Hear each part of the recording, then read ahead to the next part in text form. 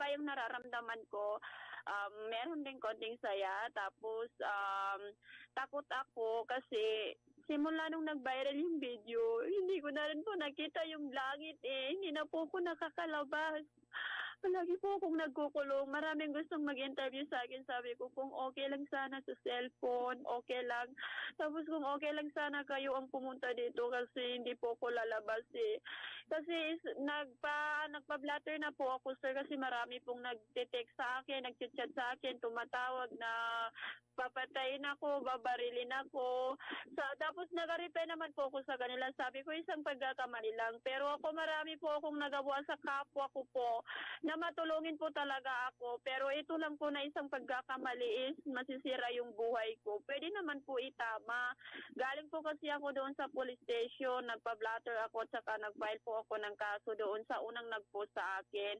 Pero binawi ko na yun. Sabi ko, hindi na lang ako mag-file ng kaso kasi kung ano talaga yung kapalaran ko, doon na lang po ako. Ang sabi ng police station sa akin, yung police, sabi niya, wag ka na muna masyadong maglabas kasi mainit pa daw yung issue sa akin. Lalo na po sa mga kapwa Moro, sa mga Muslim, ganun po yung sabi nila sa akin. Nauunawaan kita, Naifa, no? Anyway, bigyan natin ng konting idea. Pag once sumali kayo sa motor show, merong mga ganong activity, meron bang kita rin dyan? Meron po yung mga activity na gano'n. May mga premyo rin po siya kahit konti.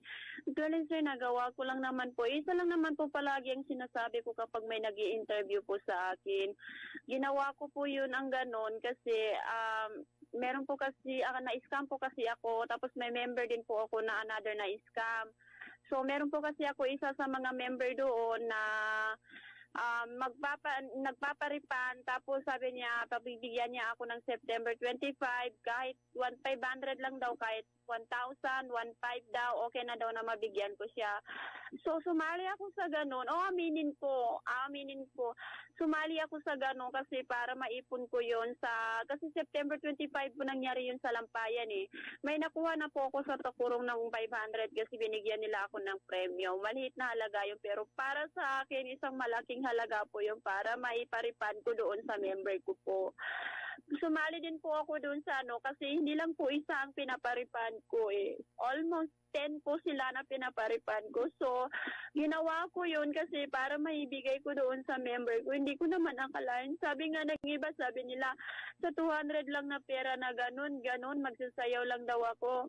Hindi maliit ang 200 sa akin. Malaki na po yun sa akin, yung 200 na yun. Kasi para may bayad ko po doon. Kasi ginatakot nila ako, ipabarangay nila ako, kasuhan nila ako, tapos nila ako, ipopost nila ako. So, siyempre, mahihiya din po ako. Kaya ginawa ko yun. Tapos, hindi ko na alam kung bakit nag-trending yung video ko eh. Naunawaan namin kayo, Naifa. Anyway, para mas maintindihan siguro, baka nais mong manawagan pagkat napapakinggan tayo sa Cotabato, Maguindanao area. Pwede rin Maguindanaon dialect para mas maunawaan nila kung bakit mo ginawa ito at nang sa ganoon, hindi ka naman husgahan ng wagas. Naifa, go ahead.